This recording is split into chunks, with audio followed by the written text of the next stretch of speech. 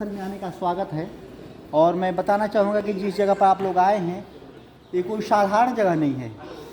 बताया जाता है कि कई जन्मों का जब पुण्य अर्जित होता है तो लोग यहाँ पहुँचते हैं। मैं इसलिए बता रहा हूँ कि ये इस जगह पर पहुँचने का कितना बड़ा पुण्य है कि इसी प्रयागराज में लोग जन्मे और चले गए लेकिन यहाँ दर्शन नहीं कर पाए। इसके मतलब कि हम लोग पुण्यशाली हैं। अब कोई ना कोई पुण्य जरूर है, इस जन्म का या पिछले जन्म का कोई पुण्य है, तभी हम इनका दर्शन पा रहे हैं। और जिनका आप दर्शन कर रहे हैं ये सरस्वती कूप के नाम से जानी जाती हैं। सरस्वती कूप इसलिए बोला जाता है कि इनका सेब कुएं की तरह बना हुआ है, इसलिए सरस्वती कूप बोला जाता है। लेकिन इनका जो मूलतः उद्गम स्थान है बद्रीनाथ से आगे माना गांव है, वहाँ से है। तो वहाँ देखा जाता है कि पहाड़ से पानी बड़ी धार के साथ और गर्जन के साथ गिरता है, लेकिन भगवान की ऐसी लीला कि वो जल जब ही जमीन के ऊपर आता है विलुप्त हो जाता है, गायब हो जाता है। भीम शिला से गायब हो जाता है ना वो। हाँ, भीम तो शिला रख दिए, द्रौपदी को पार नहीं करने दे रही थी ना, स्वर्ग को पार करने के लिए, स्वर्गारोहण के समय में। तो ये जो है वहाँ देखा जाता है कि पहाड़ से पानी गिरता है और जमीन पर आते ही विलुप्त हो जाता है। इसकी पौराणिक कथा है कि जब 18 पुराण की रचना वेद व्यास कर रहे थे तो उन्होंने सोचा इतने बड़े ग्रंथ की रचना करने जा रहा हूँ, मैं किसकी सहायता लूँ। तो उन्होंने गणेश जी का आह्वान किया। गणेश जी तैयार हुए, लेकिन गणेश जी बोले एक शर्त है कि आप लगातार बोलते रहेंगे तो मैं लिखता रहूँगा, जिस समय बोलना बंद कर देंगे मैं लिखना बंद कर दूँगा, आगे पुराण नहीं लिखूँगा। वेद व्यास जी बोले ठीक है।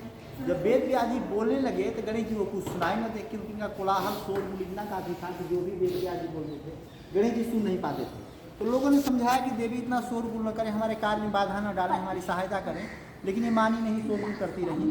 तब वेद व्यास जी बोले आप पाताल में चली जाइए। तब माना गाँव की कहानी वही है कि जो पानी पहाड़ से गिरता है और ज़मीन पर आने के बाद में विलुप्त होता है, सीधे कहाँ चला जाता है, पाताल में। और पाताल से होते हुए अंदर अंदर यहाँ प्रयागराज पहुँच गई और यहाँ गंगा जमुना के साथ मिल करके त्रिवेणी बन गई। ये बहुत दिनों तक अनावरत प्रवाहित होती रही, लेकिन अंदर अंदर।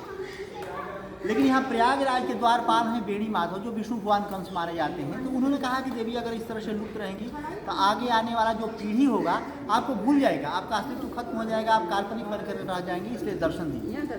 तो बेणी माधव सरकार के कहने पर इस जगह पर दर्शन दिए। अच्छा, यहाँ पे जी। इसके बाद ये जल के लेकर भी कई बार लोगों को मन में शंका हुआ कि भाई सरस्वती है या नहीं है। हाँ। कई बार इसमें टेप लगा के मोटर लगा के पानी भी निकालने की कोशिश किया गया, लेकिन पानी कभी खत्म नहीं होता। हाँ। तो शंका करने वाले ये भी शंका कर सकते हैं भाई कुआं है, कुआं की जल हाँ। इधर भी खत्म नहीं होता। हाँ। तो ये सब शंका को दूर करने के लिए 2016 में इनका परीक्षण किया गया। हाँ। परीक्षण में किया गया, इसमें बहुत सारे कलर डाला गया, जिसे गुलाल इत्यादि डाला गया।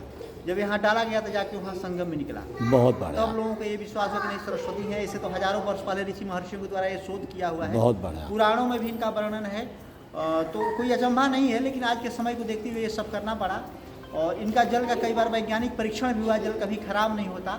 और सबसे खासियत है कि जल का जो स्वाद है नारियल के जल की तरह स्वाद, बहुत अच्छा। और इन्हीं के जल से यहाँ भगवान की पूजा पाठ होती है। तो हम लोग को प्रयास यही रहता है कि यहाँ जो भी आए खाली न जाएं, माता जी का जल प्रसाद देकर भेजा जाए, क्योंकि बड़े सौभाग्य से तो हाँ। यहाँ पहुँचते हैं। तो मैं चाहूँगा कि आप लोग भी माता जी का जल प्रसाद ठीक है। मिले, तो आप लोग चले जो है। जी जी, बोलो सरस्वती मैया की जय।